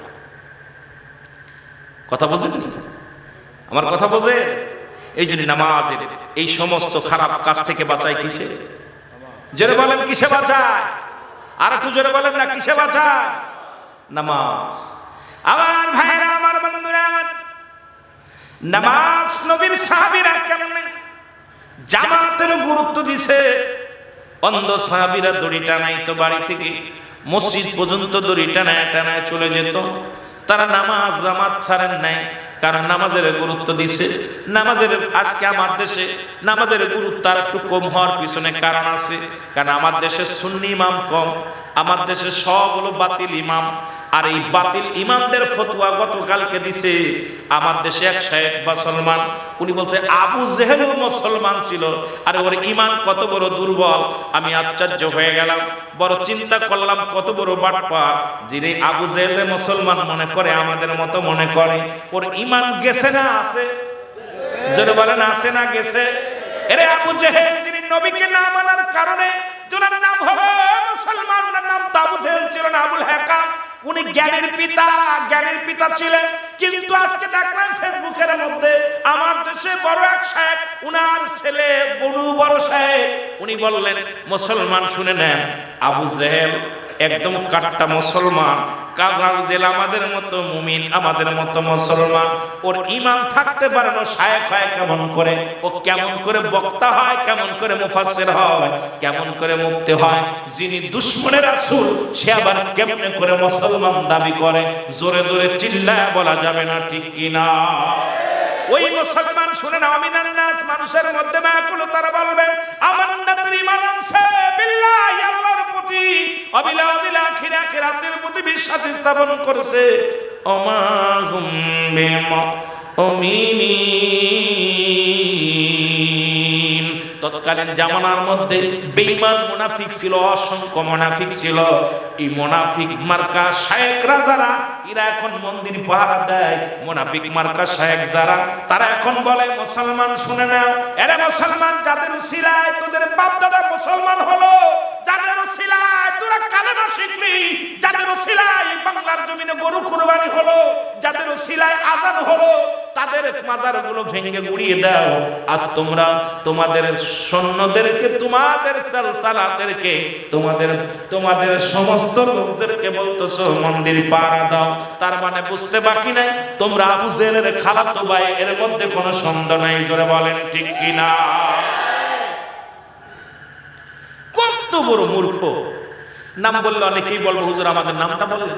এই যে রাজ্জাক বিন ইউসুফ উনার ছেলে, আজকে দেখলাম ফেসবুকের মধ্যে বলতেছে যে আবু জেহেলকে কোনো ব্যক্তি কাফের বললে তার ঈমান থাকবে না, কারণ আবু জেহেল মুসলমান ছিল। ও ভাই, এ কি শুরু করলো? এ কি শুরু হলো? মন্দির পাহারা দিতেছে, মন্দিরগুলো, মন্দির যা ভাঙার জন্য আমরা মাজার জিয়ারত করি, আমাদেরকে বলে পূজারি। আর যারা পূজা করে তারা কেমনে মুসলমান হয়? আমি কই তারা মূর্তি পূজারি। জোরে বলেন ঠিক কিনা? মূর্তি পূজারি কখনো আল্লাহ বলেন, আল্লাহ কি বলেন? আল্লাহ বলেন কুল্লু আল্লাহু আহাদ আল্লাহুস সামাদ লাম ইয়ালিদ ওয়া লাম ইউলাদ ওয়া লাম ইয়াকুন লাহু কুফুওয়ান। আল্লাহ বলে হাবিব আমি এক জানাদা, যারা মূর্তির পূজা করত, যারা চন্ড পূজা করত, যারা মুসলমান শুনে নাও প্রতিমা পূজা করত, যারা গাছ পূজা করত, তাদের কাছে দাওয়াত দেওয়ার জন্য হাবিব বললেন ওদের জানায় ওরা যেন ছেড়ে দেয়, প্রভু ছেড়ে দেয় বানায়। কারণ ওদের কাছে আমি আল্লাহ এক, সাহায্য চাও আমার কাছে, আর দ্বিতীয় কেউ আল্লাহ নাই। এটা বোঝানোর জন্য আমার নবীরে বলছে আমার আল্লাহ। আর আজকে যারা মন্দির পাহারা দেয় তারা আল্লাহ থেকে জুদা হয়ে গেছে। আমি আজকে ভালো করে লিখে নেন বলে যায়, যারা মন্দিরের কাছে যে সাহায্য চায়, আবার দেখি তারা নামাজ পড়ে ওই জায়গায় রাস্তার পরে নামাজ পড়তেছে। মন্দিরের ভালো ভালো প্রতিমা পিছনে দিয়া সামনে আসরের নামাজ, মাগরিবের নামাজ পড়তেছে। তার মানে আর বুঝতে বাকি নাই, ওরা এখন ওই 10 হাত প্রতিমার কাছে সাহায্য চাওয়া শুরু করেছে। আল্লাহ সাহায্য বাদ দিয়া দুনিয়ার ক্ষমতা চেয়ার পাওয়ার জন্য এই সমস্ত ভণ্ড শেখ, ভণ্ড প্রতারকেরা, ভণ্ড পীরেরা, আবার ভণ্ড পীরের মুরিদরাও এখন ওই প্রতিমা পূজারীদের দল নিচে জোরে জোরে চিল্লায় বলেন ঠিক কিনা? আপনারা জামিয়া ছাত্র আছেন, অনেকে শিক্ষকও আছেন। আমরা একটা হাদিস পড়েছি, রাসূল বলেছেন যদি কোনো অমুসলিম রাস্তা দিয়ে প্রবেশ করে, মুসলিম এবং অমুসলিম, মুসলমান এমন ভাবে চলবে যেন মুসলিম তাকে রাস্তা দিতে বাধ্য হয়। পড়ছেন না? আমরা পরিচালক কত বড় খারাপ, যাদেরকে পথ ছেড়ে দাঁড়ায় আছে পার আছে। রাসূল বলছে তুমি এমন ভাবে চলবা, তুমি এমন একটা স্টাইলে চলবা, তোমাকে পথ দিতে বাধ্য হবে, তুমি তাকে পথ দিবা না। কোন মুসলমান কোন মুসলিমকে পথ দিবে না যাওয়ার জন্য, অমুসলিম তোমাকে বাধ্য হবে রাস্তা দেওয়ার জন্য। আর আমরা যদি তাদের মন্দির পাহারা দেই, আমরা প্রমাণ হয় আমাদের বাপ দাদারা, ওদের বাপ দাদারা ওই মূর্তি পূজারী ছিল। যারা বলেন ঠিক কিনা? ওরা তো কথা খারাপ বলে নাই। এক শেখ বলছে আমাদের বাপ দাদারা আগে মূর্তি পূজারী ছিল। ও তো কথা খারাপ বলে নাই, আসলেই পূজারী ছিল, ওদের জন্ম দিছে। এটা গল্প করবো, মনে কিছু করবেন না, কথা বুঝেন? যদিও রেকর্ডটা যাচ্ছে, আমি রেকর্ড যারা করতেছেন দয়া করে কেটে দিতে বলবো, যেহেতু এটা গল্প আকারে কথাটা বলতেছি। এটা বলতে গেলে হয়তো অনেক সময় অনেকের গায়ে বেঁধে যেতে পারে। উত্তপ্ত গরমের দিনে আপনার বাউনের ছেলে যাইতেছে, বাউনের বউ আর বাউনের ছেলে যাইতেছে নানা বাড়ি বেড়াইতে। বাউন ছিলেন তো, কথা কয় না, ব্রাহ্মণ, বাউন ব্রাহ্মণ। এই যাইতে যাইতে যাইতে চট্টগ্রামে মুসলমানের সংখ্যা বেশি। আশা পর এখন বাউনের ছেলের লাগছে, ব্রাহ্মণের ছেলের পিপাসা লাগছে, পানির পিপাসা। বলছে মা, মা গো, কি মা গো পিপাসা লাগছে। আল্লাহু আকবার বলেন না, কি লাগছে? পিপাসা লাগছে। তা বলছে বাবারে, ডান পাশে মুসলমান বাড়ি, বাম পাশে মুসলমান বাড়ি, সামনে মুসলমান বাড়ি, পিছনে মুসলমান বাড়ি, তুই হলি ব্রাহ্মণের ছেলে, তুই যদি মুসলমান বাড়িতে পানি খাস তোর বাবার তো পূজা মানুষ মানবে না, আর এটা নষ্ট হয়ে যাবে, বাবা খাওয়া যাবে। বলছে মা গো, টিউবওয়েল খাইছে পানি খাবো, এতে কি হবে, পানি খাবো, আমরা জল খাবো, জল, আমরা তো বলি পানি। তো বলছে বাবা পানি ঠিক আছে, আমি আর হাঁটতে পারতেছি না, মা আমাকে পানি খাওয়াতে হবে। মা বলতেছে বাবা পানি খাবি ঠিক আছে, তবে ওদের কোনো গ্লাস ক্লাস চাই খাবি না, টিউবওয়েল চাইবা ওই হাতের পর যদি পুরোভাবে খাবি, খবরদার গ্লাস ক্লাস চাবি না, বা তুই যদি ব্রাহ্মণের ছেলে মুসলমানের হাতের কিছু খাওয়া যাবে না। ঠিক আছে মা। ওই বাড়িতে যায় দেখে গরুর গোস্ত পাকাচ্ছে। কিসের গোস্ত? গরুর গোস্ত। বাংলাদেশে যত আমি আল্লাহ আমারে খাওয়াইছে অনেক প্রকার গোস্ত, যেহেতু আল্লাহ নিয়েছে দেশ বিদেশে, তা অনেক অনেক উঠের গোস্ত, দম্বার গোস্ত, এরপরে হরিণের গোস্ত, অনেক কিছু আল্লাহ এই কপালে জুটাইছে। কিন্তু গরুর গোস্ত যেটা স্বাদ, এইরকম স্বাদ কোনো গোস্তের ভিতর নাই।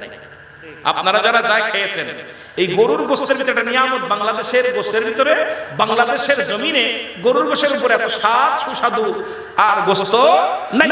যদি বলেন ঠিক কি না? মসজিদ গোস্ত খাবেন এত স্বাদ পাবেন না, উটের গোস্ত খাবেন ঘেসে ঘেসে, কথা বুঝেন, আর ওই হরিণের গোস্ত খাবেন মনে হবে যে পোল্ট্রি মুরগি খাচ্ছে, কথা বুঝেন, ইত্যাদি ইত্যাদি। কিন্তু গরুর গোস্তের স্বাদ। তবে ও চাচি বলে, কি রে বাবা আপনারা কি রাঁধতেছেন? কয় গোস্ত পাকাচ্ছি। গোস্ত পাকাচ্ছেন? আমাদের মা তো গোস্ত পাকায়, এত ঘিরান ধরেনি, এত সুন্দর ঘিরান। কয় বাবা খাবি না কেন? কইছে যদি একখান দিতেন খেয়ে দেখতাম। কথা বলছেন, যদি একখান দিতে খেয়ে দেখতাম। তা বলছে ঠিক আছে বাবা দিছে, গরম গরম গোস্ত এনে উঠে এনে, বাওনের ছেলে চাইছে তাড়াতাড়ি উঠে এনে, বাবা নাই ছোট মানুষ পরানে চাইতে পারেনি, খা। এখন খাইতে যে সময় লাগছে, মা বলতেছে কি রে বাবা এত দেরি হলো কেন তোর? পানি খাইতে গেছি, টিউবওয়েল চাইবা, পানি খেয়ে চলে আসবি, এত সময় লাগলো কেন? বলতেছে মা তুমি আমার গর্ভে ধারেনি, মা তোমার গর্ভে আমি ছিলাম, তোমার কাছে আমি মিথ্যা বলবো না। মা গো ওই বাড়ির গোস্ত, ওই গরুর গোস্ত পাকাচ্ছি, এত ঘিরান আমি লোভ সামলাতে পারি না, এক পিস খেয়ে আইছি। করছে তুই না ব্রাহ্মণের ছেলে? কয় মা গো ভুল করেছিস। কয় বাবারে ভুল তো তুই করিস নাই, ভুল তো আমি করেছি, তোর জন্মই মুসলমান এনেছে। কথা বলছেন নাই? কথা বলছেন? কয় বাবারে ভুল তুই করিস নাই, তোর তো গরুর গোস্ত পরানে চাবেই, কারণ তোর জন্মটা মুসলমানে দিছে। তা আমার দেশের ওই দাড়িওয়ালা টুপিওয়ালা পাগড়িওয়ালারা ওরা তো মন্দির পাহারা দেবেই, ওরা তো মুসলমানদের ওই মুসলমানদের মাজার পাহারা দিবে না, ওরা আল্লাহর ওলিদের সঙ্গে দুশমনি করবে। ওদের জন্মটা হয়েছে ওই সমস্ত নাফরমান কাফেরদের দ্বারা। সুতরাং ওরা আল্লাহর ওলিদের মাজার ভাঙবে, আল্লাহর ওলিদের সঙ্গে দুশমনি করবে, আর ওরা মন্দির পাহারা দিবে। যারা বলেন ঠিক কিনা? নারে তাকবীর, আল্লাহু আকবার, নারে রিসালাত, নারে গাউসিয়া, গাউসুল মুস্তাকিম, নারে সুন্নাত ওয়াল জামাত। জিন্দাবাদ। কথা কি বুঝতে পারছেন? দোষটা কথা কয় না ওদের শায়েকে, ওরা তো নামাল লোক মানুষ, কোরআন হাদিস বোঝে না, শায়েক যা কয় এটাই ওদের কয়। আমাদের আরেকজন পাগলে কইছে আমাদের শায়েকরা হলো আমাদের নবী, আর আমরা হলাম এক একজন সাহাবী। ওদের শায়েকরা কি আইরে কত বড় বাটপার কয় আমাদের শিক্ষকরা হলো এক একজন নবী। হায় হায়, কোথায় হাত লাগাইছে? আমি আশ্চর্য হয়ে গেছি এই সমস্ত কথা শুনে। তবুও বলতে হয়, কারণ চট্টগ্রাম তেমনই একটা জমি, এখান থেকেই রাসূলের সৈনিক বাইর হবে।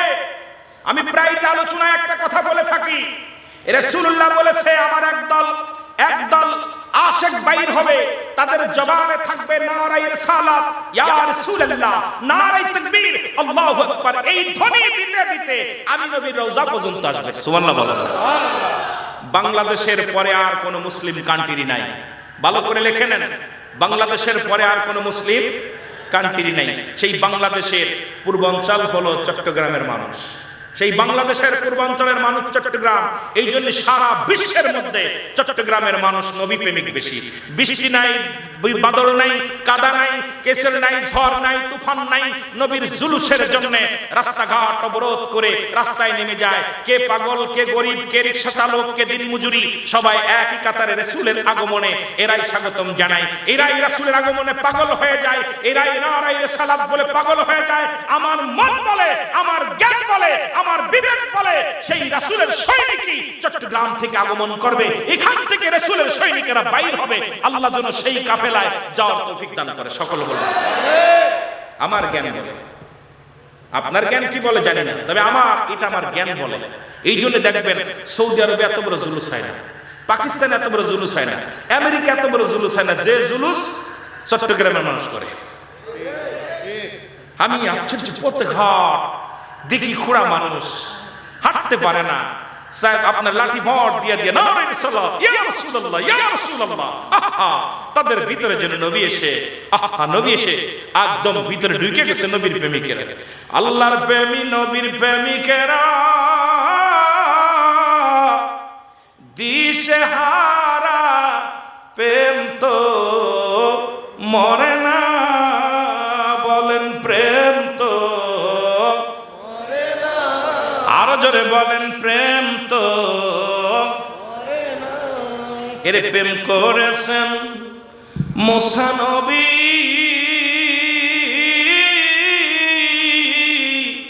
তুর পাহাড়ে গেছেন চলিও, ও সে পাহাড় জইলা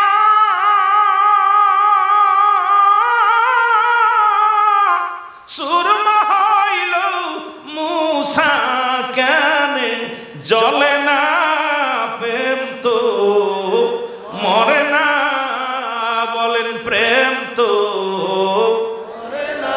সবাই আওয়াজ দিয়ে বলেন নবীর প্রেমিকেরা দিশে হারা, প্রেম তো মরে না।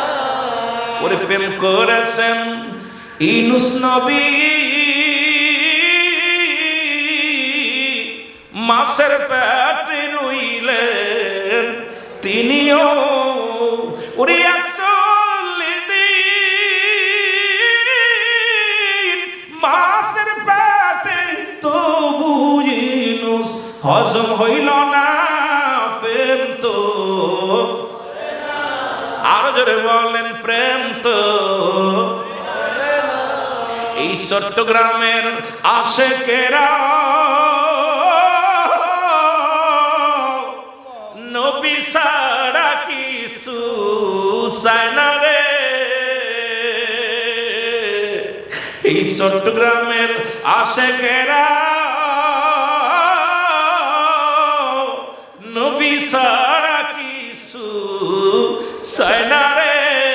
ও সে নবীর প্রেমে দিল জীবন, সে নবীর প্রেমে দিল জীবন, তবু নবী বলে নাই প্রেম তো। আরো জোরে বলেন প্রেম তো। নবীর প্রেমিকেরা দিশে হারা, প্রেম তো আরো জোরে বলেন প্রেম তো। এবার দেখছেন ব্রাহ্মণবাড়িয়া জশ্নে জুলুসে যায় নারায়ে সালাত দেওয়ার অপরাধে তাকে হত্যা করা হয়েছে। কিন্তু হার মানে নাই। আজকে অসংখ্য মানুষের সামনে জীবনকে বলছে আমাকে মেরে ফেলো, ইয়া রাসূলুল্লাহ বলতে বারণ করো না, আমি নবী ছাড়া বাঁচতে পারি না। একজন আশিক জীবন দিয়া দিছে, আপনারা দেখেছেন। আজকে তারা জীবন দিয়েছে ব্রাহ্মণবাড়িয়ার জমিনে, তবু নারায়ে রিসালাত জবান থেকে তাদের বন্ধ করতে পারে নাই। আমরা চট্টগ্রামের জমিন থেকেও শপথ করতে চাই, আমরা নবীকে ভালোবাসি, আল্লাহ রাসূলকে ভালোবাসি, আমরা ওলি আল্লাহদেরকে ভালোবাসি, ইসলামকে ভালোবাসি, সত্য ইসলামকে ভালোবাসি, সুন্নিয়াতকে ভালোবাসি, গাউসে পাককে ভালোবাসি, গাউসিয়া কমিটিকে ভালোবাসি। আল্লাহ যেন ভালোবাসা কবুল করে, যেন বলেন আমিন। আরো যেন বলেন আমিন। আমার ভাইরা, এই জন্য ওই গাউসে পাকের 11 নাম, 11 নামে 11 কাম, 11 নাম 11 নামে 11 কাম। গাউসে পাকের 11টা নামের মধ্যে এই গাউসে পাকের যে কত বরকত আছে, এই জন্য গাউসে পাকের সৈনিকেরা যে কোনো মুহূর্তে, যে কোনো ব্যবস্থা, যে কোনো অবস্থায়, যে কোনো মুহূর্তে তারা ঝাঁপিয়ে পড়তে পারে নবীর ইশকে অন্তর ভিতরে ঢুকায়। জোরে বলেন ঠিক কি না? একটু মহব্বতের সঙ্গে দুরূদ শরীফ পড়েন। আল্লাহুম্মা